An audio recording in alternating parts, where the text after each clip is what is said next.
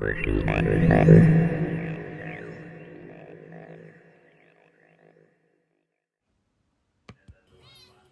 seem particularly triggered right now. Can you tell me what happened?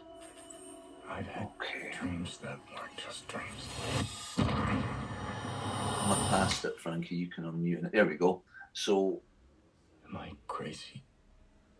We don't use that word in here. I think this is the bit that Alison's going to read. Am I right, Frankie? Yep, great. Alison, are you there? Maybe need to unmute Alison. I'm not sure if she's a co-host. All right. I'm Allison and I'm an addict. Hey, Alison. Introduction. This book is the shared experience of the Fellowship of Narcotics Anonymous. We welcome you to read this text, hoping that you will choose to share with us the new life that we have found. We have by no means found a cure for addiction. We offer only a proven plan for daily recovery. In NA, we follow a program adapted from Alcoholics Anonymous. More than 1 million people have recovered in AA, most of them just as hopelessly addicted to alcohol as we were to drugs. We are grateful to the AA Fellowship for showing us the way to a new life. The 12 steps of Narcotics Anonymous, as adapted from AA, are the basis of our recovery program. We have only broadened their perspective. We follow the same path with a single exception. Our identification as addicts is all-inclusive with respect to any mood-changing, mind-altering substance. Alcoholism is too limited a term for us. Our problem is not a specific substance, it is a disease called addiction. We believe that as a fellowship, we have been guided by a greater consciousness and are grateful for the direction that has enabled us to build upon a proven program of recovery. Amazing, Alison. Thank you so much. I'll just stop sharing for the minute. And it's also very useful if you've got your books there, although we will be, I see you, Bonnie, it's great, and Jeff, but we will be screen sharing too if you haven't, so don't worry. And with that, I'm going to turn the meeting over to Frankie. Thanks, Paul. Frankie, I'm an addict. Hey, Frankie. This is the second one in a series of we're doing once a month of reflections on the basic text. So it's lovely to see everyone here. To repeat a little bit of what Paul said, there are no right or wrong answers. It's an interactive workshop. I know this frightens some people and they don't like to admit it, but that's okay. So if you guys can hang around and be part of this. See, the main thing with workshops, what I've learned over my time, and don't let me run too long, Paul, I'm only going to speak for 5 or 10 minutes.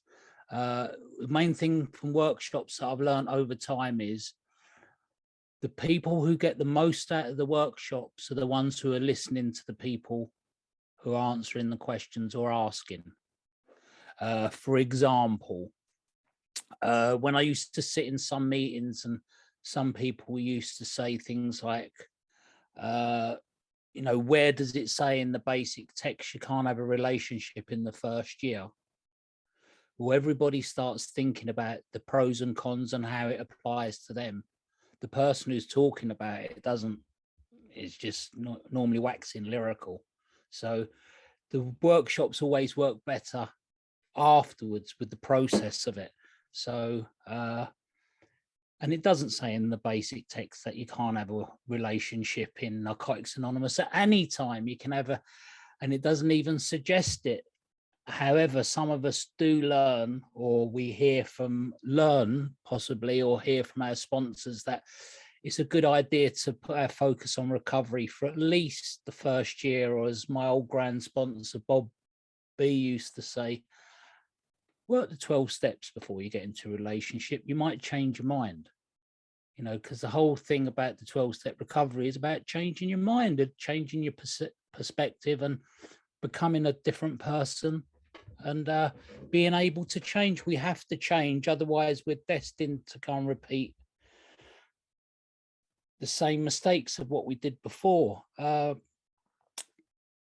My journey briefly was at the age of 32,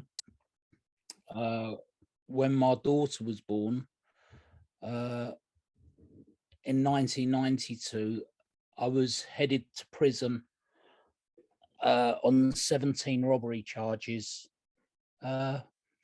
Very pathetic robberies of what our American cousins called liquor stores, you know, desperate attempts to get some money really quickly. And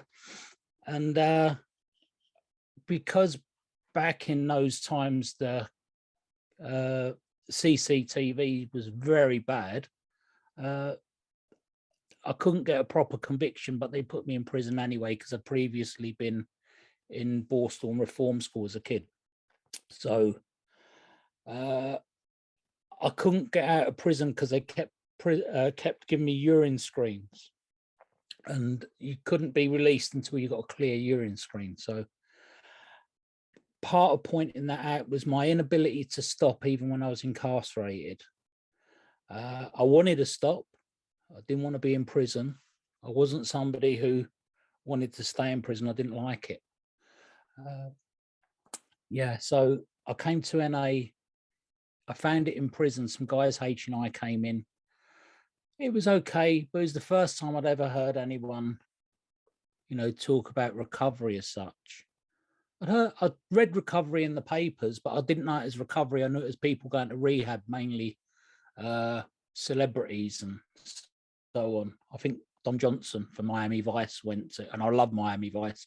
He went to rehab and he got kicked out for not taking his sunglasses off or something, you know. And I really could identify and really, you know, I said, if I went to rehab, I'm not fucking taking my sunglasses off. And of course, I didn't know. I was what I now would term as an idiot, but I didn't know. And see, what I had to learn really was that I needed to go to do whatever was necessary for recovery, because I couldn't stop just because I wanted to. I don't know if any of you guys identify with that. What we did in the last workshop with step one was we pointed out that step one is not, and the Jericho boys and girls, hopefully they're still here and listening. Yeah, they are. Step one is not because you're in prison. Step one is not because your life's become shit and you're living on the street. Step one is having the inability to not use because you want to not use. You know, it's like, I can't stop using. I want to stop using. I can't stop using. I'm trying to get my mindset back to the days before I came to NA and early NA. One of the sayings I had was, if I was able to have £1 million by sleeping in front of a pile of heroin for the night, and then I collect my £1 million, it would have been impossible for me. I would love that today. If you gave me a pile of any drugs, anything, heroin was my drug of preference.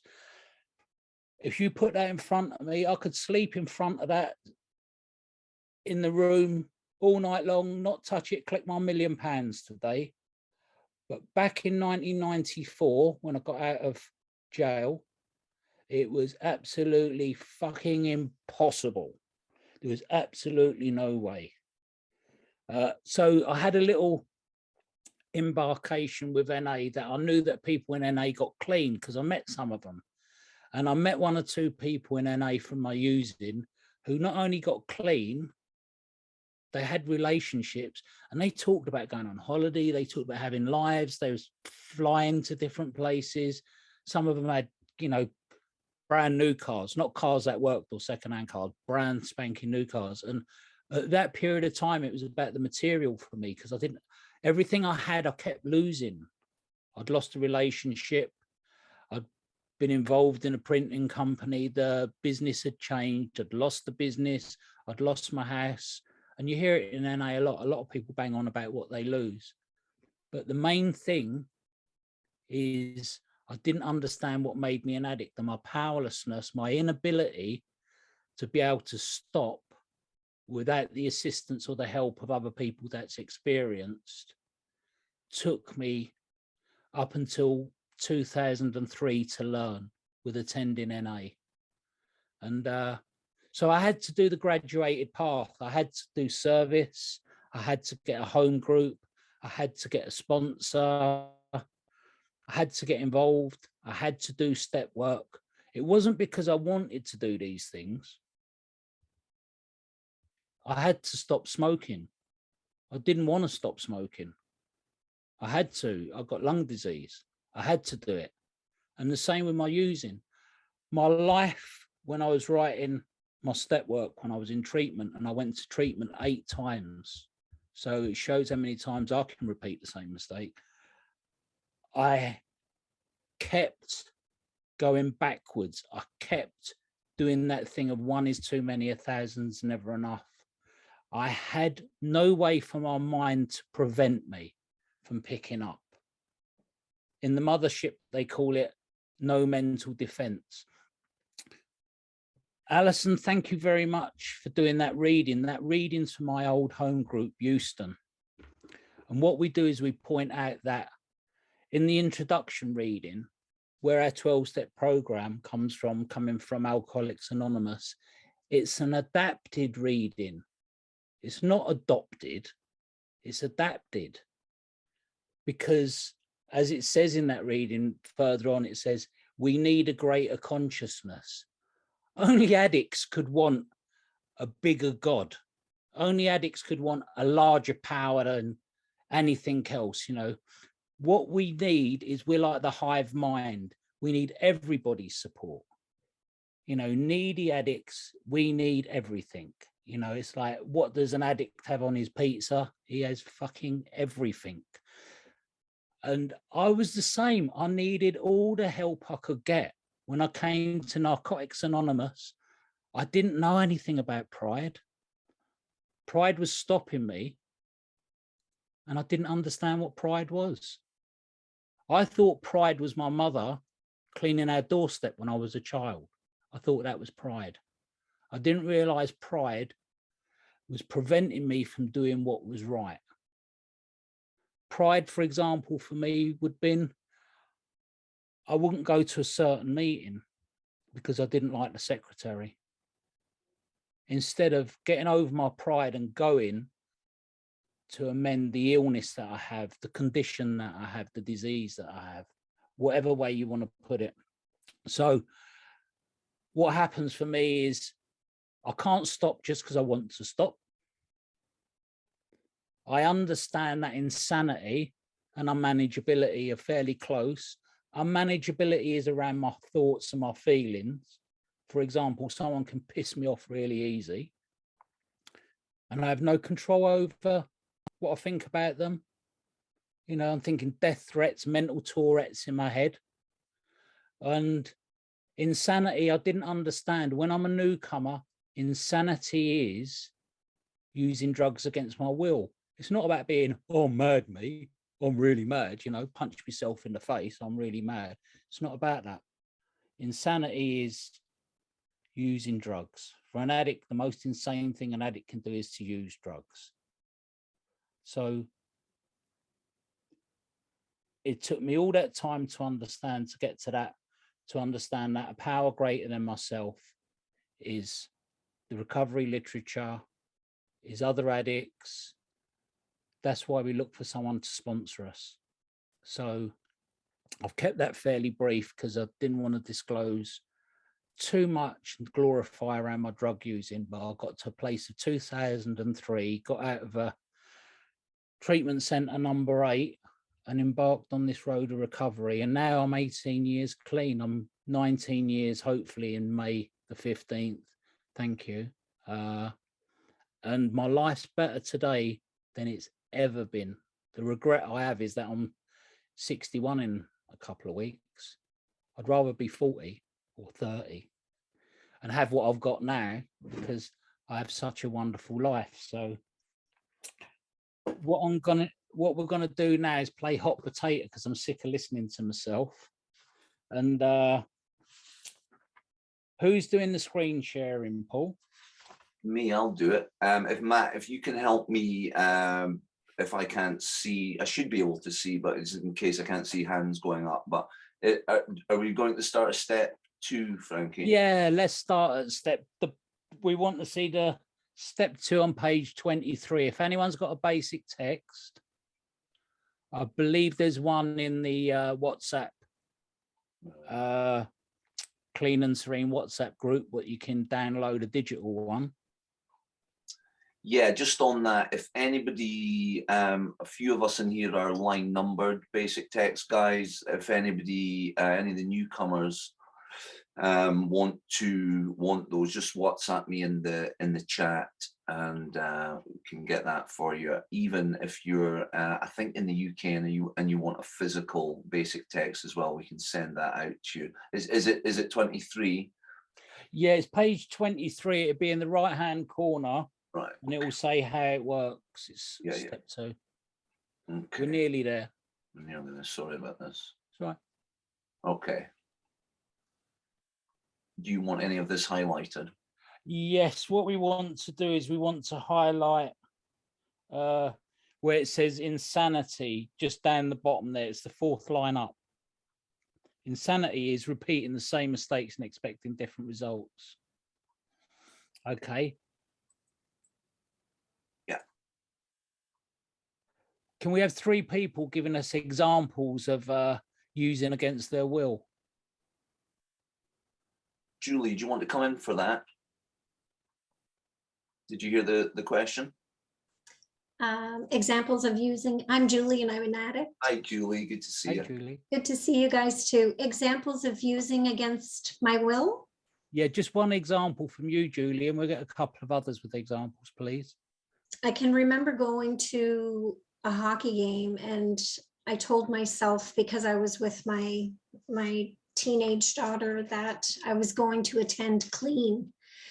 And I remember being in the bathroom and scoring in the bathroom, and it was, you know, wherever I was, I could find it. And that was insanity to me. Thank you. Thank you. Thanks, Julie. I can't see who's up next. Is it Scott? Yeah, thanks, Paul. My name's Scott. I'm an addict.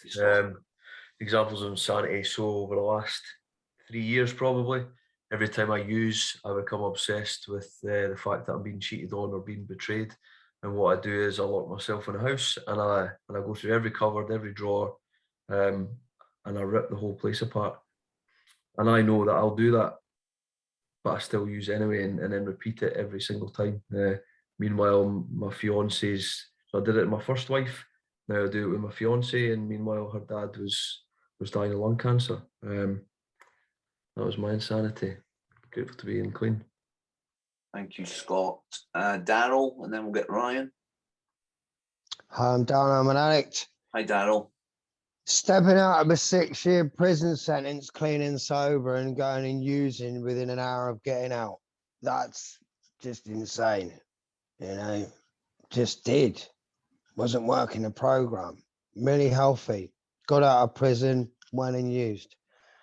You know, why?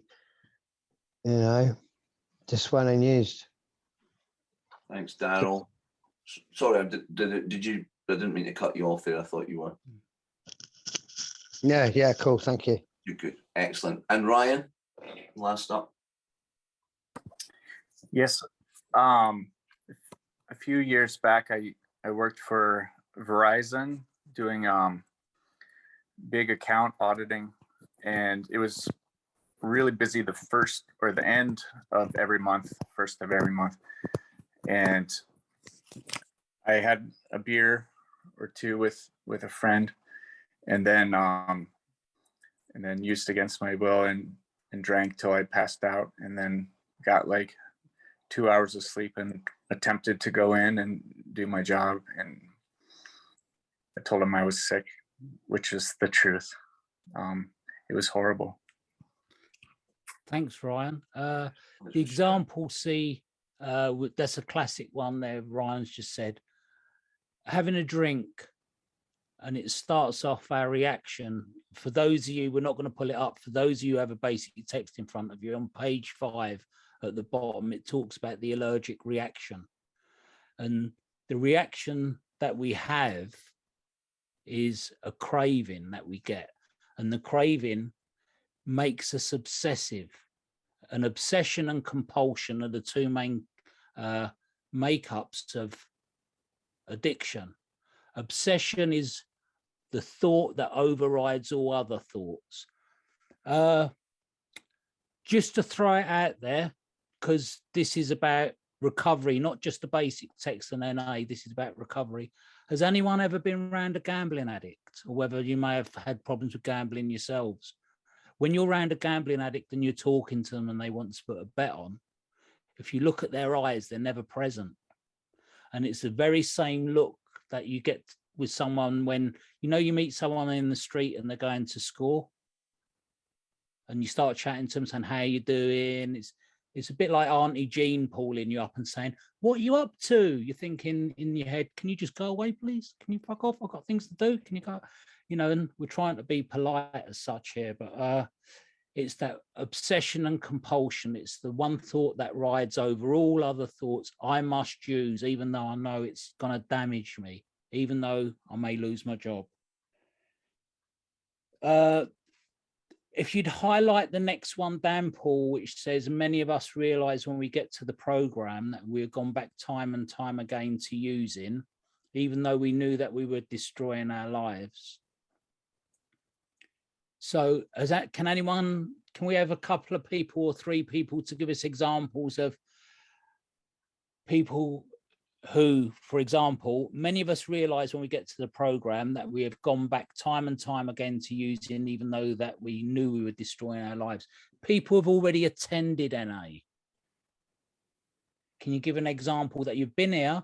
We tell you 1 is too many, 1,000 never enough, but you still go back and use. Hannah, would you like to share?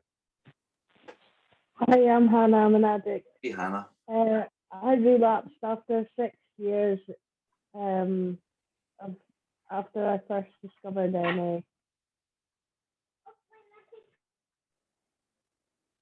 Thank you, Hannah. Thank you, Hannah. And I think the Jericho boys were up first, then Jericho girls.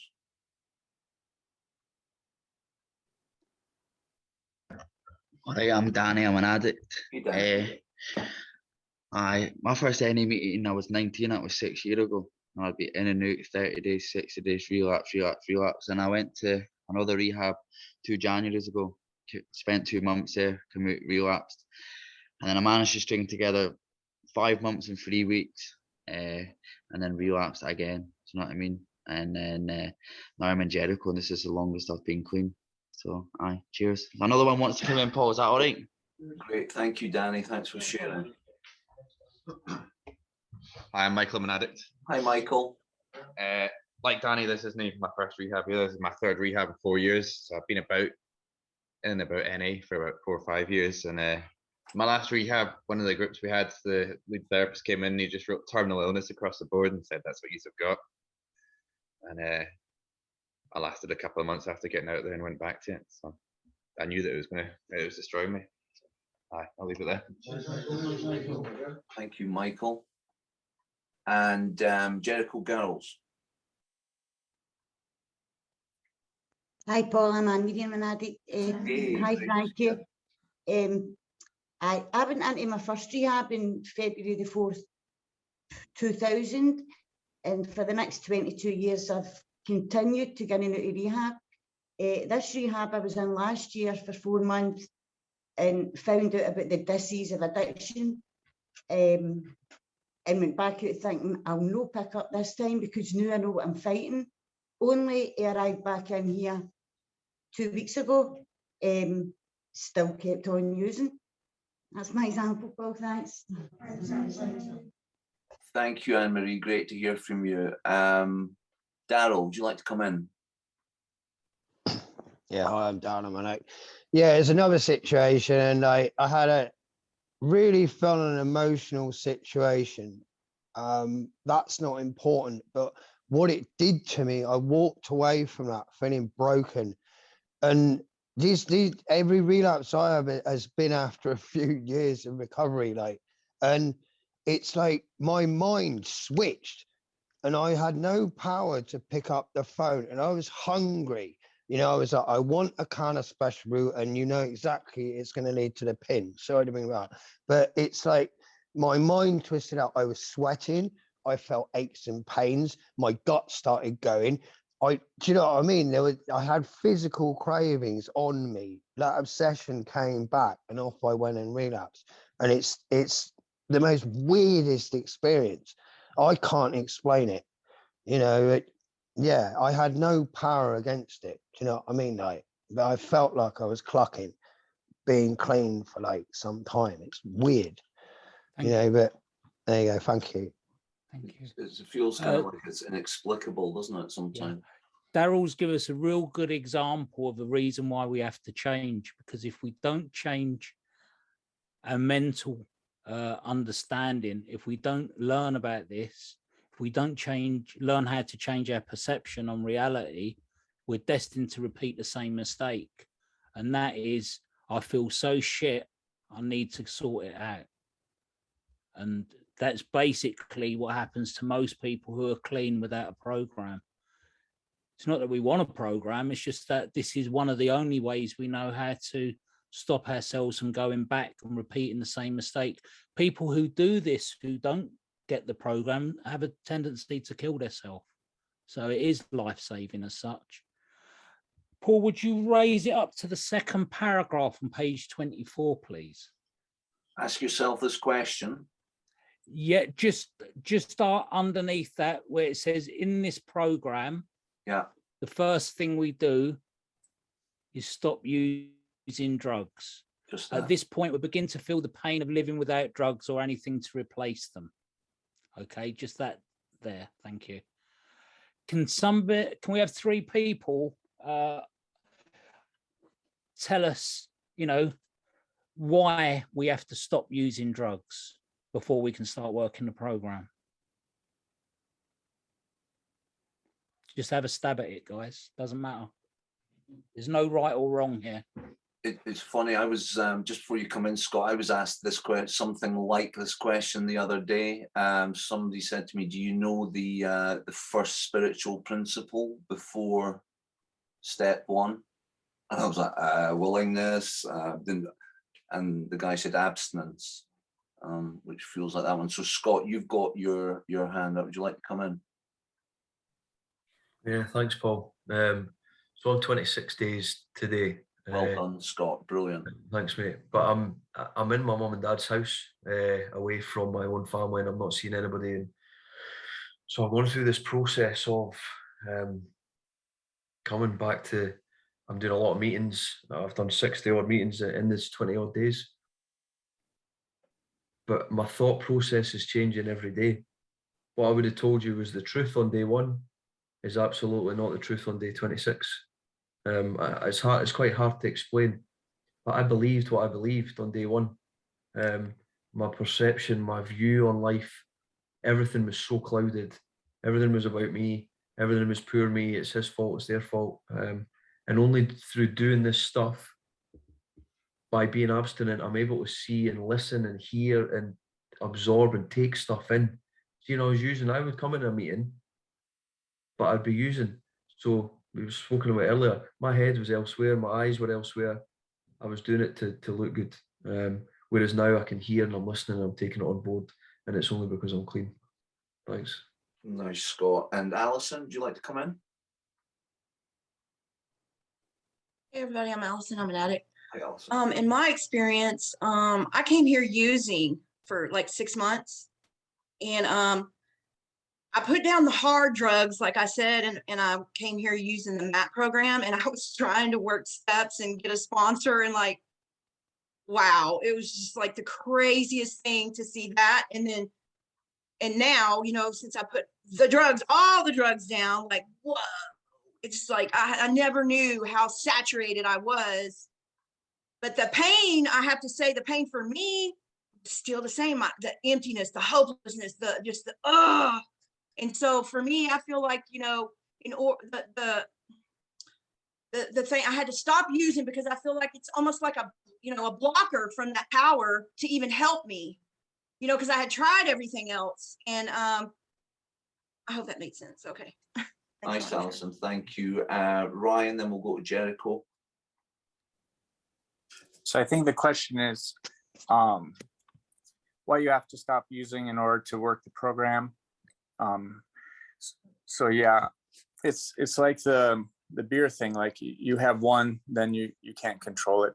You cross addict, switch one drug for another.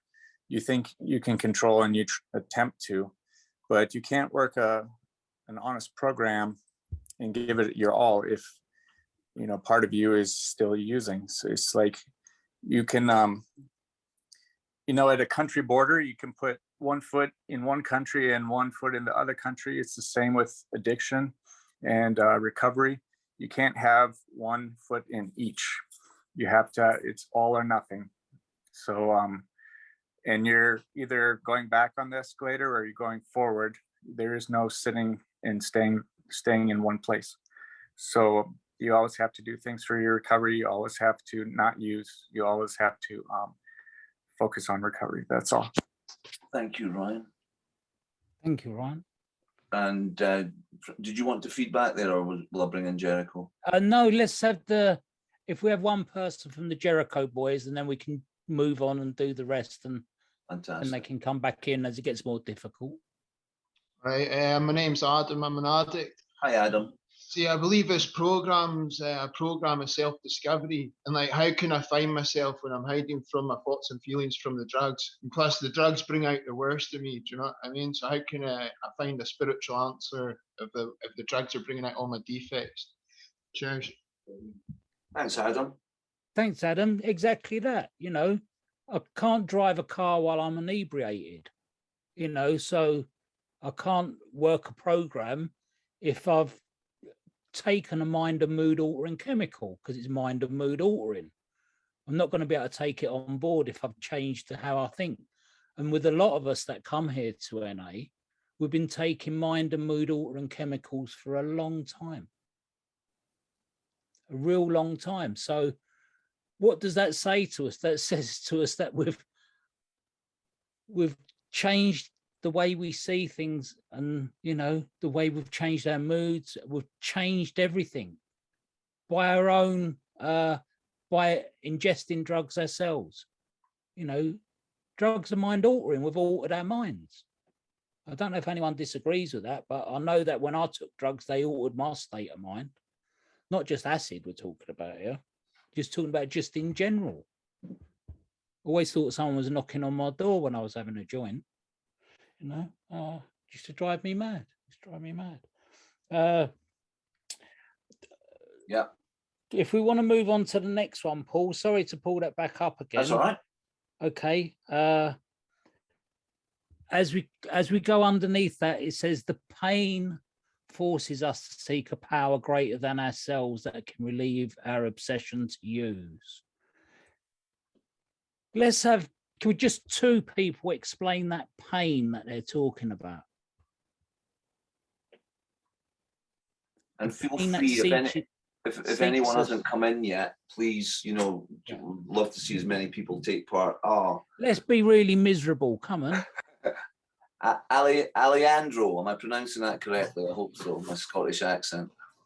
Good morning from Los Angeles. Alejandro, I'm an addict. Alejandro. Yeah. Alejandro, hey. Thanks for being there for me today, you guys. So it's always important for me to tell the newcomers when we're talking about steps that you cannot do the second step unless you have done the first step. They're numbered sequentially. So there you go.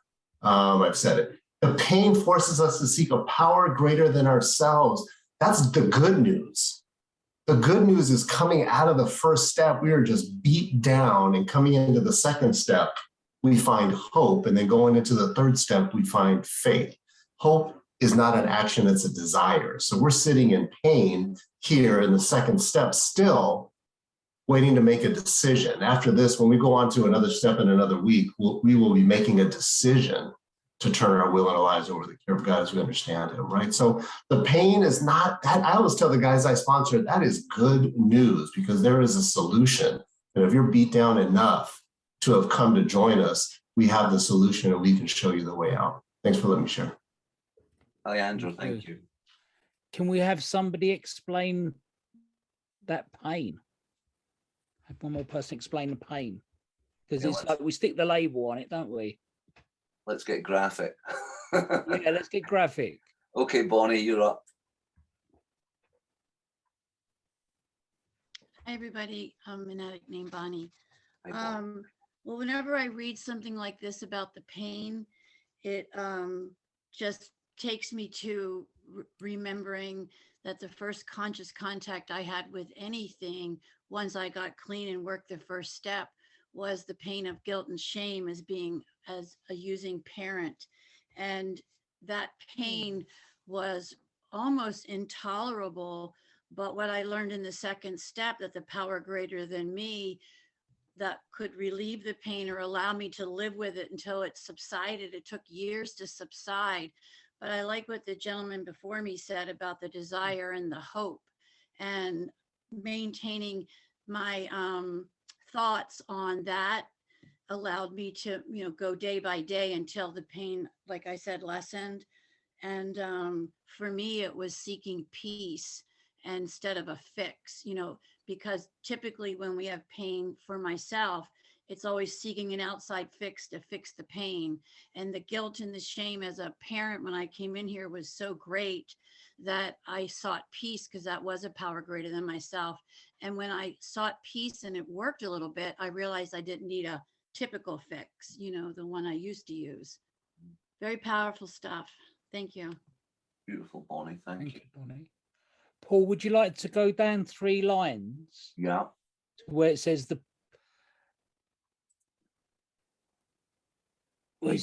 we begin to develop this relationship by simply admitting the possibility of a power greater than ourselves. There we go. We begin to develop this relationship by simply admitting to the possibility of a power greater than ourselves. Okay.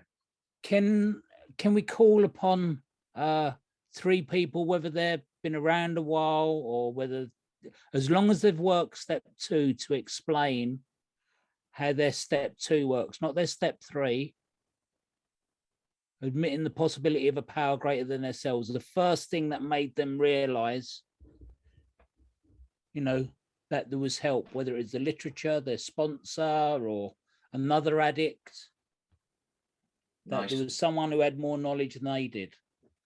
Daryl. Hi, mate, Daryl Addict. I stepped in these rooms 25 years ago and I was broken, raging broken. And I saw recovering addicts that had been exactly where I was. And they were happy and they had families and they got their lives together. And you wouldn't even think they were addicts. And they told me where they were. And they explained step 1. And they said they came to believe in a power greater than myself and to restore me to sanity. And it was like, they'd been to jail, they'd been to institutions, they'd been an 8-stone wreck with no way out. And I was like, yeah, that's me. And I was at my wit's end. I didn't know what else to do. I was sick of being sick. And I saw people exactly like me doing this stuff. And I want to try it. I was desperate. I was like, I'll try anything, that gift of desperation.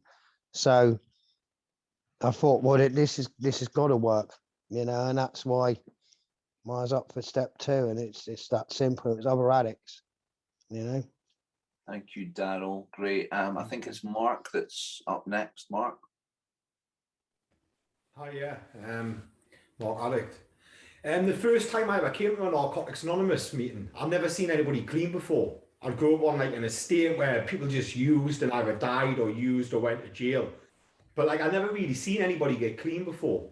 And the first time I came to a Narcotics Anonymous meeting was the first time I actually saw people clean.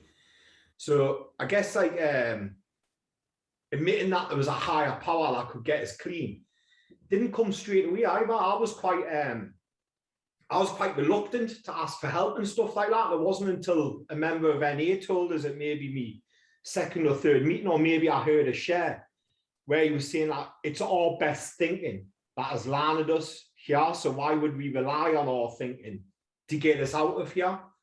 And that was when I started being able to see that Narcotics Anonymous had helped many of the lads who were sitting in the same room as us at the time get days, weeks, and in some cases years clean.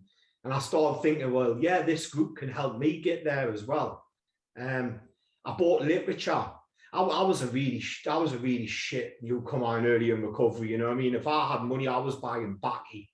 You know what I mean? But after 2 or 3 months of coming to meetings and stuff like that, and hearing the same lads who I came into meetings with doing shares and quoting literature, I kind of wanted to be a bit like them, and I wanted to sound like I knew what was going on. So I bought the NA basic text, and when I did my when I did my rattle, when I did my withdrawal, you know, when I came off when I did my rattle, we'll just say when I did my rattle because it doesn't really matter what drugs you do. But when I done my rattle, you know, your head gets busy and your body gets achy and all that kind of stuff, and you start getting the turkey skin and you start getting the shivers, and my head was screaming, my head was crying out, you know, to go use and to go get fixed. But the literature, I'd heard somebody in a meeting share that the literature had got them through them stages, and I had a basic text at this stage, and it was that little bit of I heard it from somebody else. If it worked for them, then maybe it'll work for me too. So I started reading the literature during my rattle.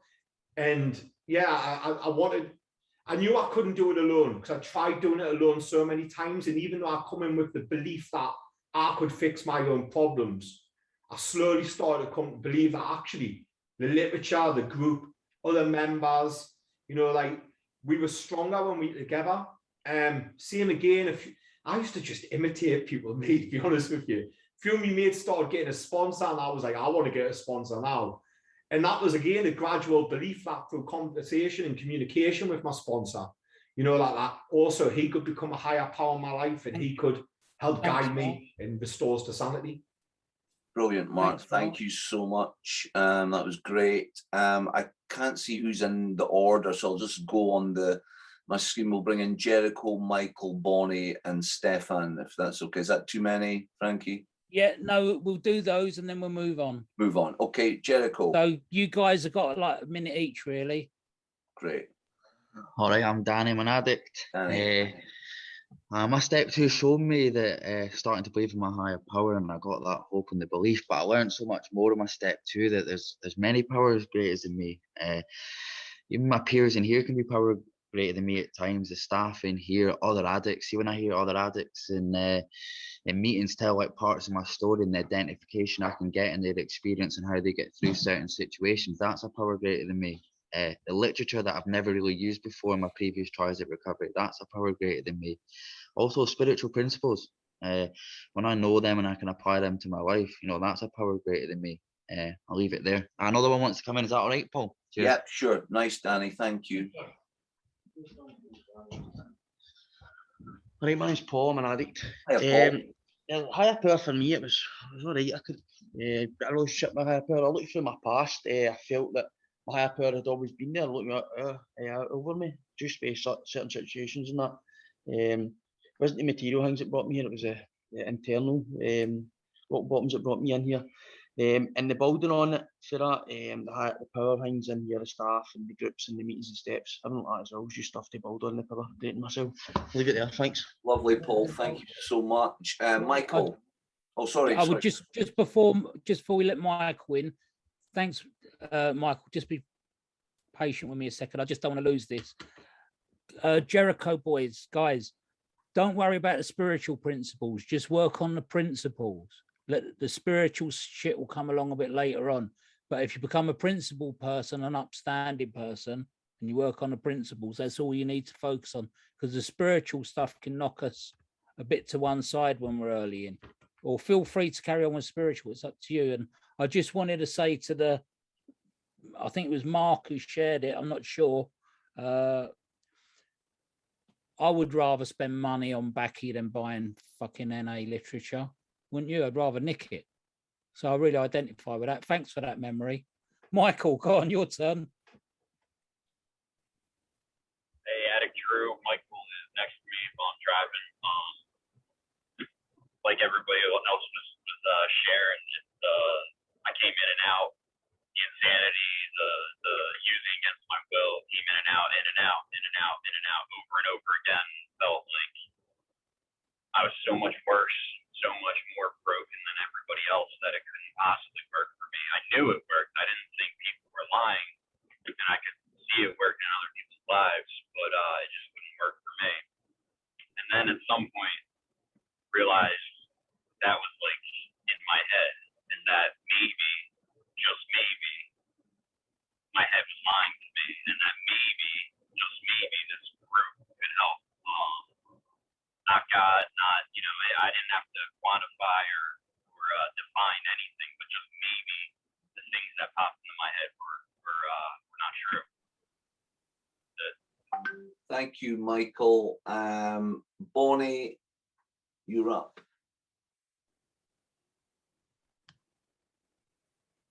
We'll get you again.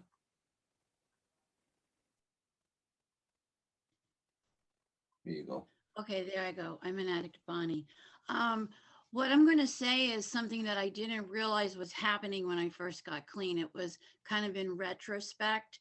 And so I know that when I was new, I'd go to a meeting and I'd feel good, and I'd go home and I wouldn't feel good. Then I'd go back to the meeting and I'd feel good. And then, you go home and it's like, you obsess and you think and you this and you that. And so my first power that was greater than myself, I looked back and it was the power of example that the recovering addicts were displaying in the rooms and providing an atmosphere of recovery and the message of hope and the promise of freedom that they conveyed every night. And then after that, and after I was clean for a little bit, and then I was kind of faced with the thought, but I had this much distance from using with of picking up, I realized that because I wasn't caught in the grip anymore, that I had the power of choice. And the first time I chose not to pick up when I could have, I didn't want to. And it was like one of the most powerful things I experienced when I first got clean, the power of choice, which was greater than my ego. Thank you, Bonnie. Thank you, Bonnie. You've just reminded me of something, and that's picking on the people with a bit more clean time. If you're someone who's clean, who smokes, who's been around some time, don't go out in the middle of the meeting and go and have a cigarette. Not only do you break the harmony of the meeting and the spiritual integrity of the meeting, you also teach the newcomer that's okay. And they're trying to save their life. So there you go. Just putting it out there. I suppose that's a resentment. Paul, can we move to the bottom of the... Yeah, and Stefan, please. And Stefan's first up as well, isn't he? Yeah, he's first up on the next one. So we've got the bottom of the page. On my list. That's all. Okay. At the bottom, it says, we talked and listened to others on the last paragraph. We saw other people recovering and told us what was working for them. We began to see some evidence of a power that could not be fully explained. So as the gentleman said earlier, we don't have to understand step 2. We just have to do it. Confronted with this evidence, it's like getting nicked, isn't it? Confronted with this evidence, we begin to accept the existence of a power greater than ourselves. We can use this power long before we understand it. Can we have 4 people telling us how we can use this power before we understand it? We're not talking about God here, guys. Stefan, hey, mate. Hi, I'm Stefan. I'm an addict. Good to see you, Stefan. Good to see you guys. Thank you very much for the workshop. And the story is my story is I got clean on a Saturday, and I had 24 hours, and on Monday I had 48 hours, and but I met this guy.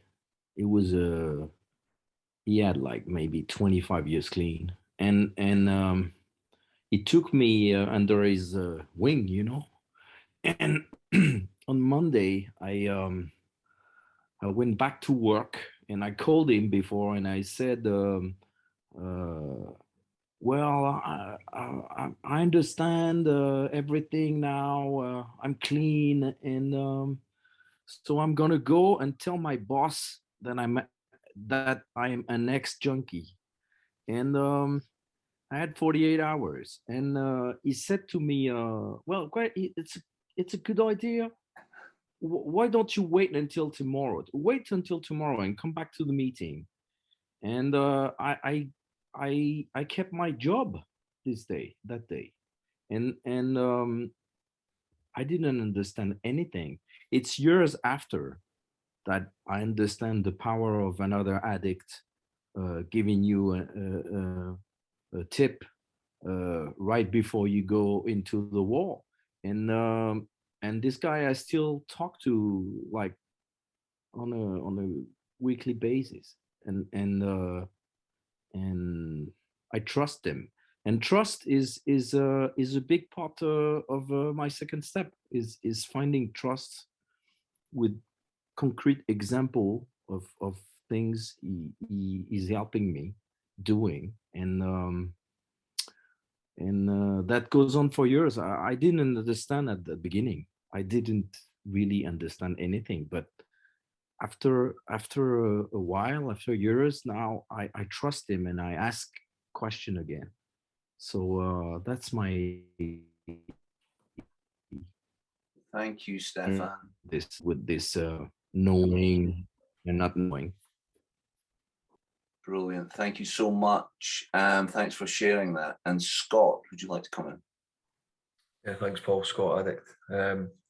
I think for me this time round, I've been coming about 4 years. Could never get honest with anyone, and would dip in and out of the meetings. And you'd hear all the stories, but would never truly look at people and think, "Wow, look how far you've come," or "Wow, this stuff really works for you." Or but see, over the last 3 weeks, where I live in the meetings, and I listen and I hear, and I'm watching people change. I see them in different meetings, and it's changing my mindset because I'm listening. And now I'm three weeks down the line, and I'm going, "Oh, hang on a minute, I'm still clean, and I'm actually losing the obsession to use drugs."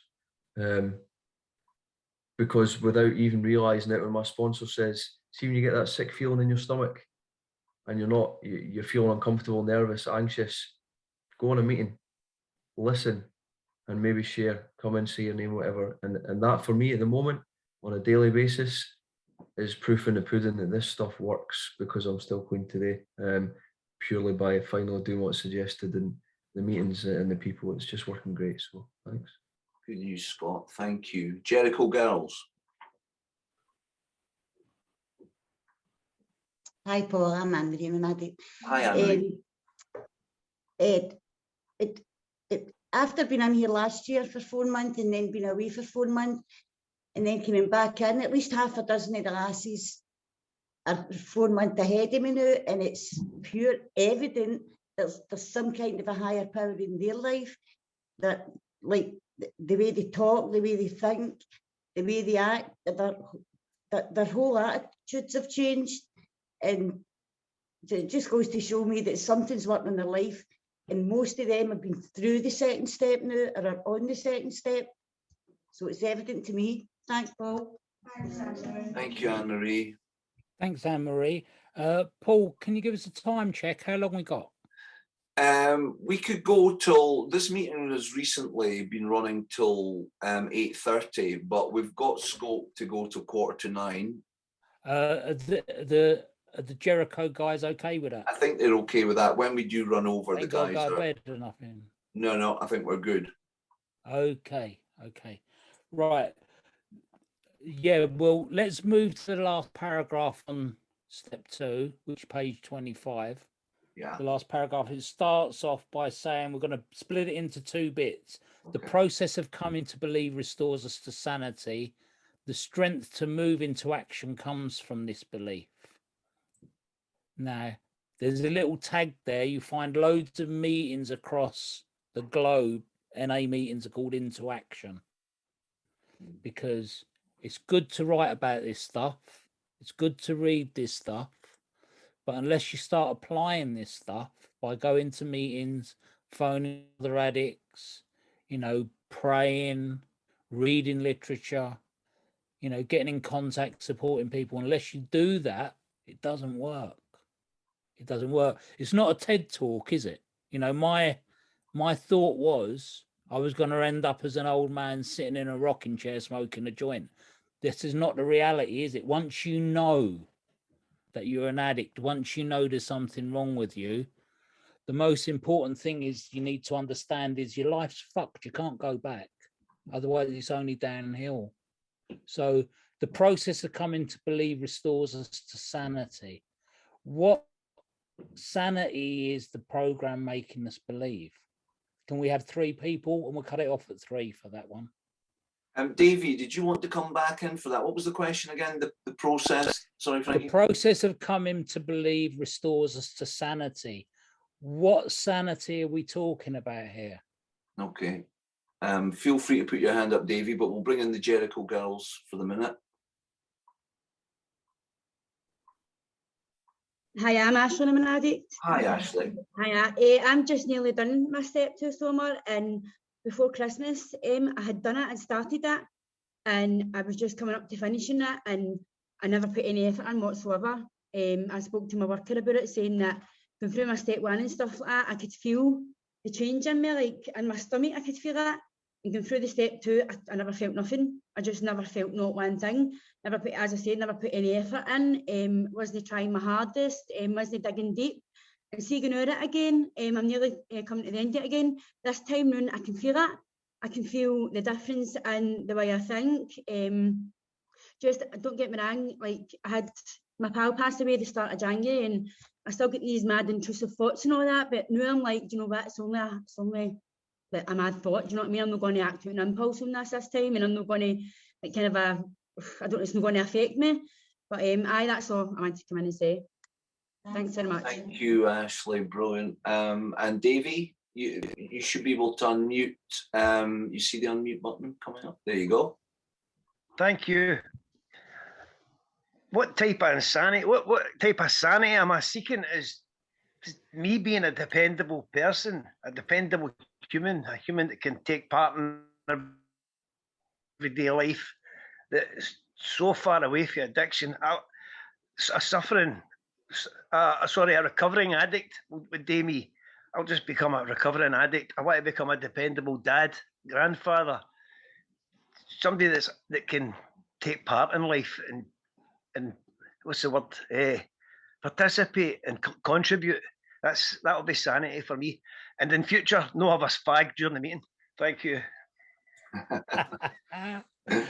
Thanks. Very welcome, Davey. Very welcome, Davey. The sanity we're going for is to not use.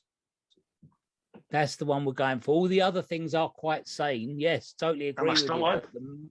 The most important one is we come to believe that we cannot use. If we use, all bets are off. We're back into Jericho again, or we're on the way to fucking up. You know, it's quite simple. You know, we can't use, but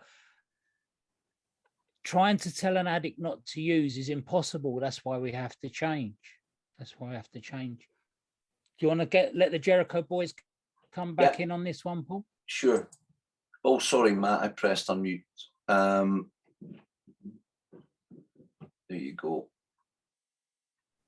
All right, sorry, I was on the sanity thing. See, I thought the sanity is that it's my fault I'm feeling this way. It's nobody else's. I've got nobody else to blame. It's all of me. Do you know what I mean? That's what I thought, the kind of sanity I was getting restored to. Do you know what I mean? I'll leave that there. I think someone else wants to come in.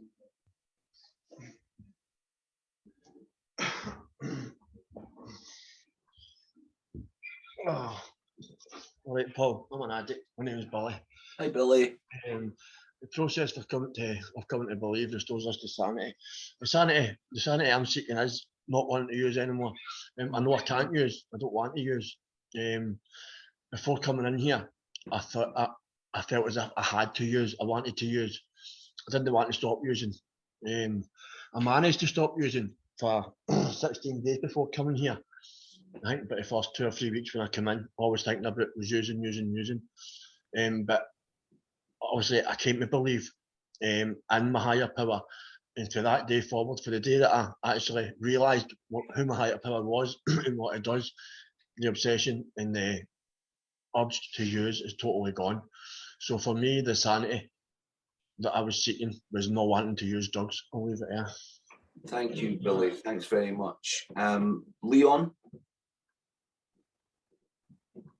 Hi, cheers, Paul. Just very briefly, Frankie, the sanity to me is being able to clearly understand and see the insanity what I've just came for. So that's just my quick thoughts on that one. Thanks, Leon. Could you imagine having a headache?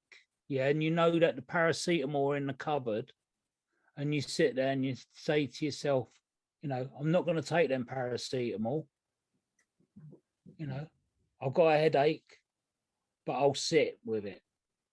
I'll ride through it. That's why I don't think people sitting with. We have to do something. We have to do something. Otherwise, we end up in trouble. You know. The second part of this is we need to accept this step to start on the road for recovery. What a direction. We need to accept this step to start on the road to recovery. When our belief has grown, we're ready for step 3. Let's have 4 people at least, Paul, to say why we actually need to start this step for the road to recovery. Why we need step 2. Why do we need step 2? Okay, can we have a few hands, please? And if you haven't shared tonight, feel free to come in and take part. Why do we need step 2?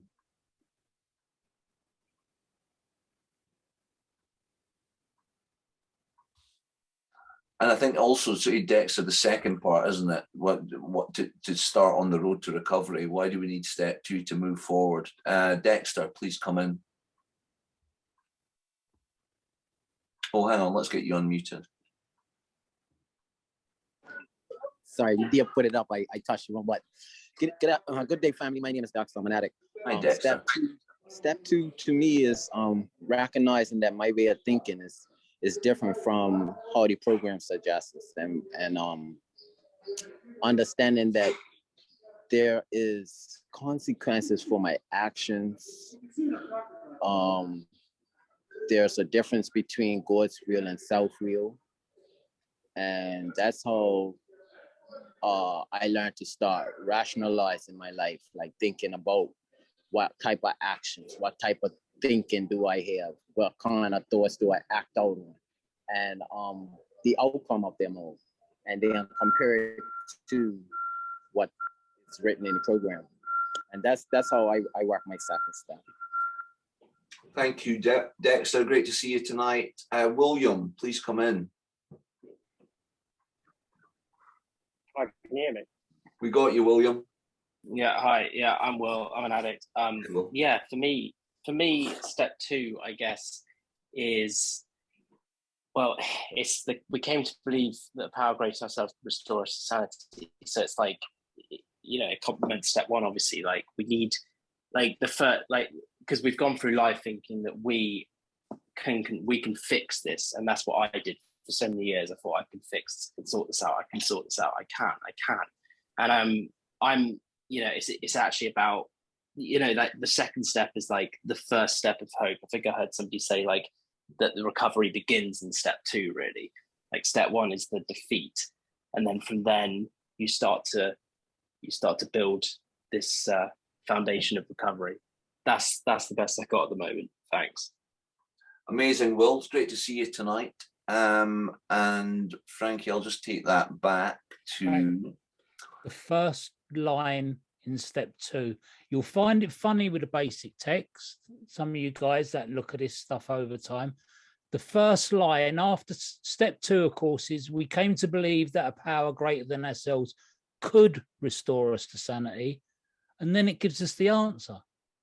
The second step is necessary if we to expect to achieve ongoing recovery.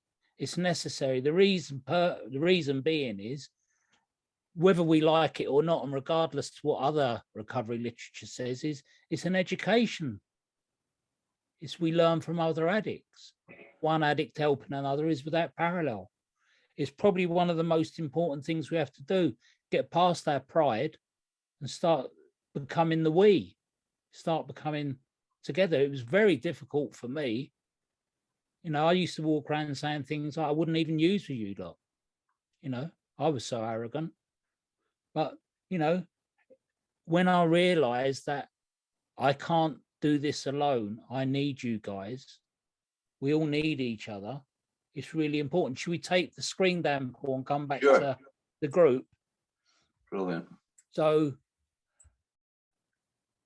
how about if we're okay to wax lyrical for the next 15 minutes, we'll have a couple of minutes each and a couple of people share.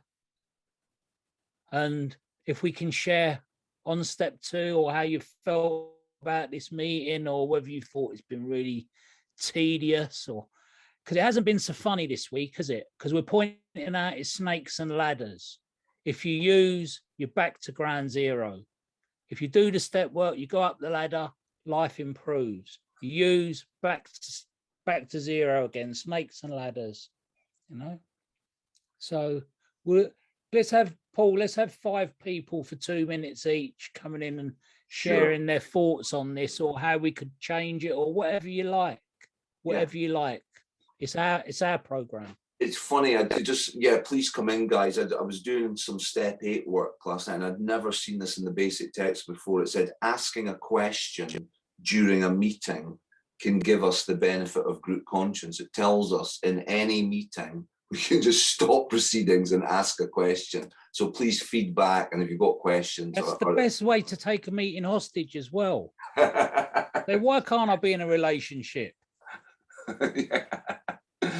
Mark, please come in.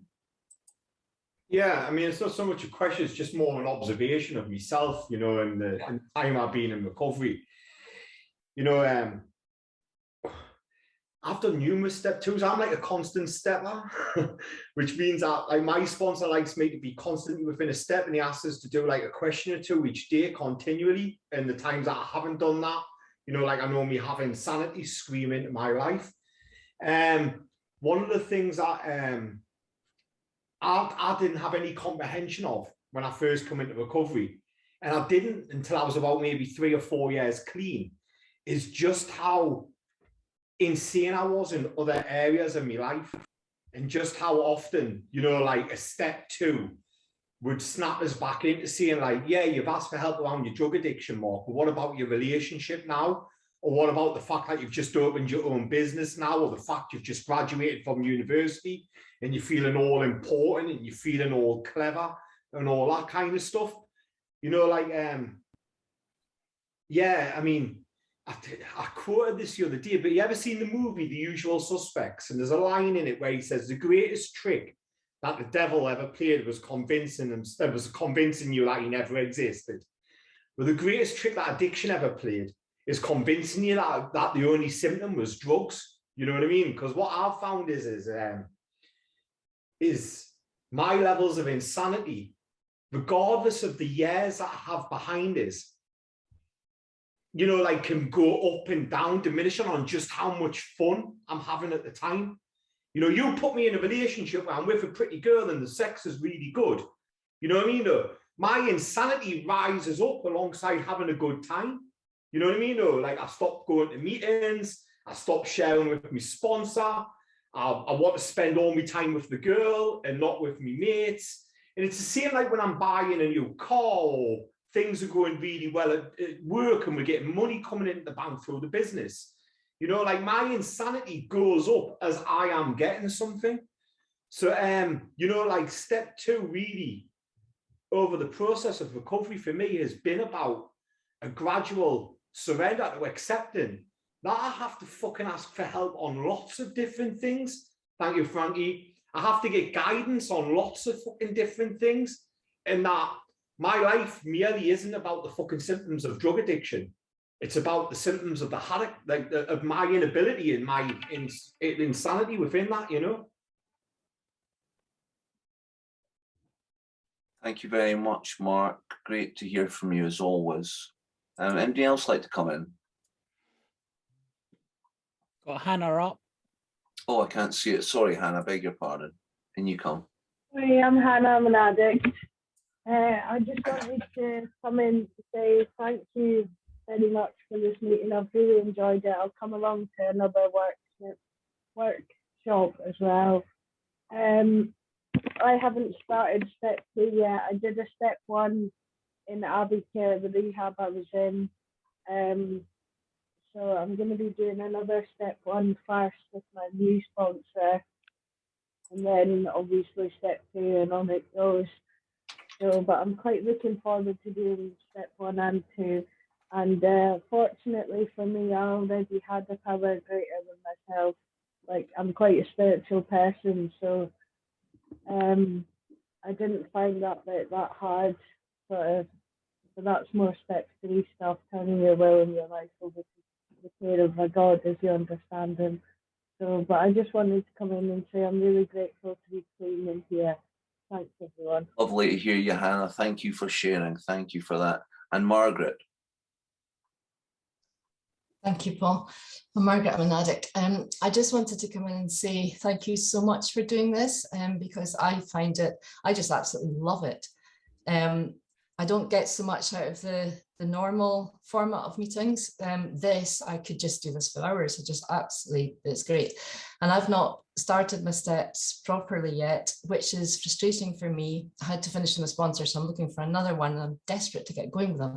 So doing this kind of thing is filling that hole that's been kind of left, and it just makes me learn so much more about the program, about the disease, about the steps themselves, and just the questions make me think, and then the answers make me think as well. And I just get so much out of it. So thank you, Frankie. I really, really appreciate it, Paul. Thanks so much. Oh, thank you for the feedback, Margaret. That's really good to know.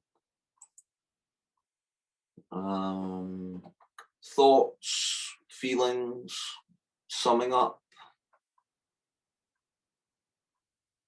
Matt, do you want to come in after Scott? Got Scott up, yeah. Yeah, Scott. Throw Matt under the bus. Yeah, thanks, guys. Sorry, I feel like I've done a lot of talking, but I think because I'm right in it at the minute.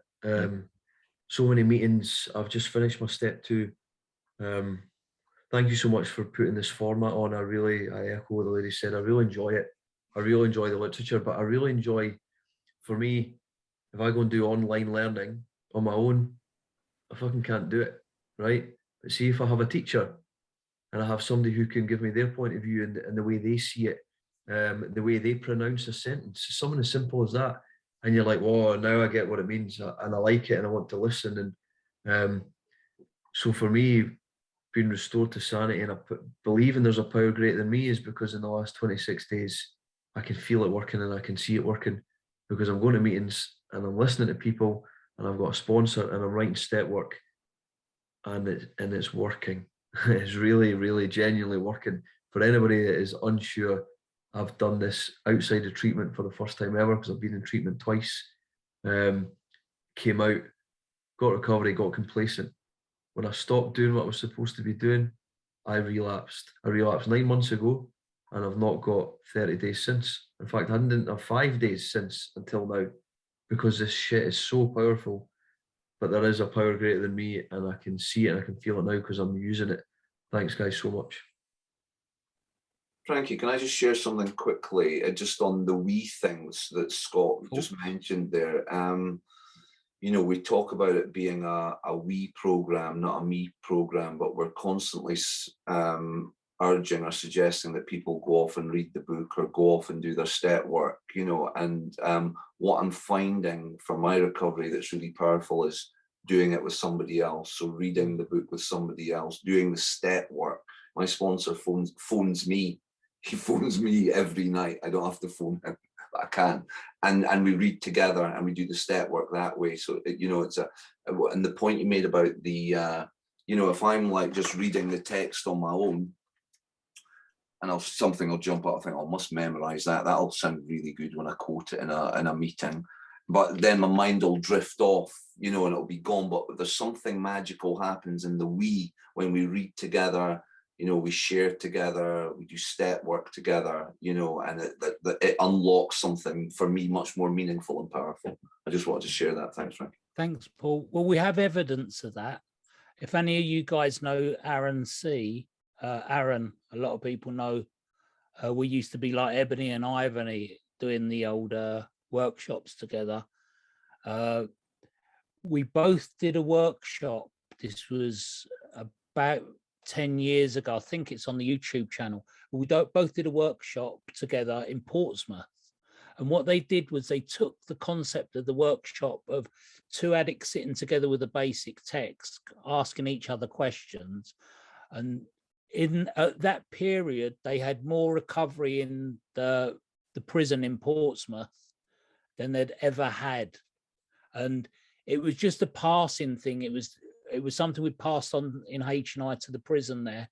But what that proved to us was that two people who don't actually know much about recovery sitting down reading the book at each other got the ability to understand recovery. And that's the power, because in the book, they put in the book what works. Thousands of addicts contributed to the book. It even says it in the foreword, if I can pull it up at one point. On page, where is it? Oh, unprepared. No, on the beginning part, what we had was that it said on what Alison read at the beginning of the evening was pointing out how many alcoholics had recovered in AA, and then when you come over to from our first edition, it tells us that how many was it? It looks like you guys might have to look it up for yourselves. You can go from the preface of the first edition to the second edition, and it will tell you the growth of NA. So it only goes to show, when this was the only book, how many people got recovery from the book. Very unmanageable myself around this. Oh, here we go. On preface to the second edition, it says, NA has grown and changed in countless ways. In many respects, the basic text has been instrumental in that evolution. There are more than 43,000 weekly NA meetings today in 1982. The year the World Service Conference approved the basic text was 2,700. So it went from 1982, from 2,700 to 43,900, and they only had this book. So there must be something in it. And all the addicts put in this book what works. They all contributed what works for them. They didn't put in it what doesn't work. That's why I say inside this book, it doesn't say it's okay to sleep with newcomers, because if it worked, they put it in a book, but it doesn't work, so they haven't put it in the book.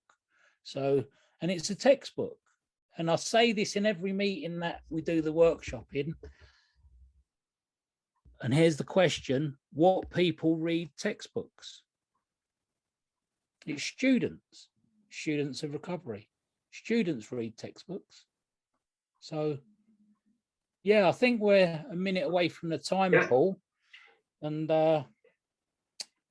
yeah, I'd just like to thank everybody for attending this week.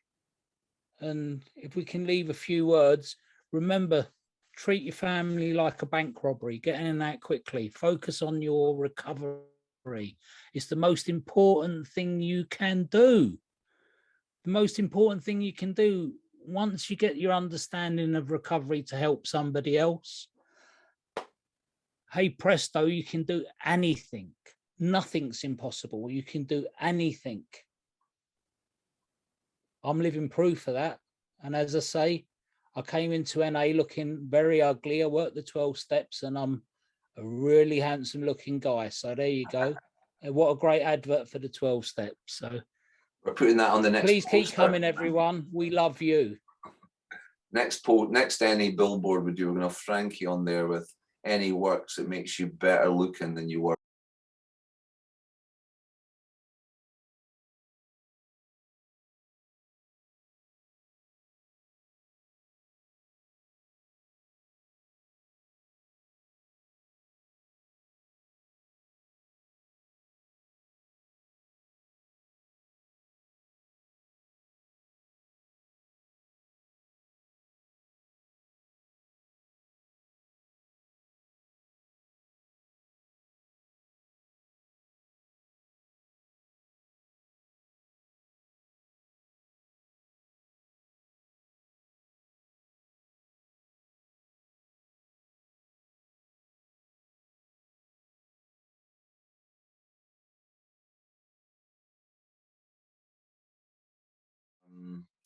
Jericho AFT. Boys do Just for Today and Jericho Girls. Jericho Girls, Mark asked at the beginning if he could do a reading. Would you mind if Mark takes this one? He was waving his hand frantically because he couldn't put his virtual hand up. So what we might do then is when we do the reading with the Just for Today, maybe unmute the Jericho Girls as well and do it in tandem. Okay, Mark, you're up with We Do Recover. Yeah. Thanks, Paul. I'm Mark. I'm an addict. Hi, We do Mark. recover. When at the end of the road, we find that we can no longer function as a human being, either with or without drugs. We all face the same dilemma. What is there left to do? There seems to be this alternative: either go in as best as we can to the bitter end. Jails, institutions, or death, or find a new way to live. In years gone by, very few addicts ever had this last choice. Those who are addicted today are more fortunate. For the first time in man's history, a simple way has been proving itself in the lives of many addicts. It's available to us all. This is a simple spiritual non-religious program known as Narcotics Anonymous. Thanks.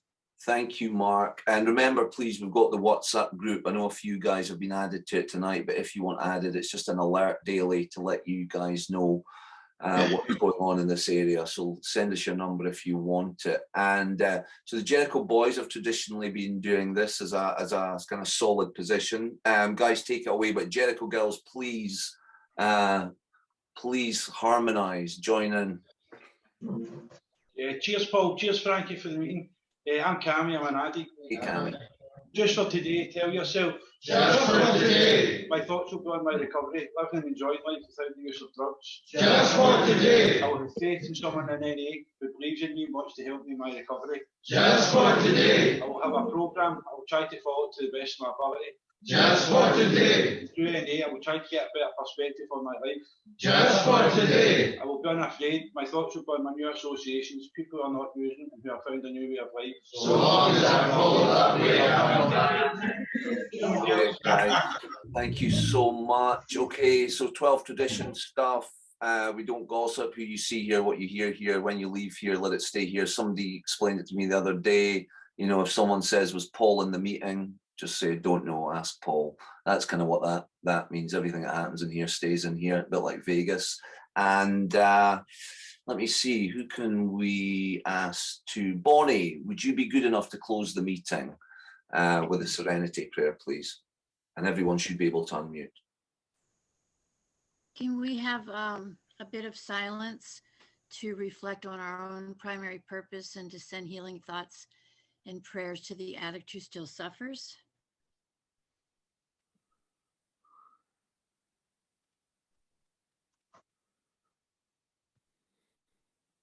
God. Am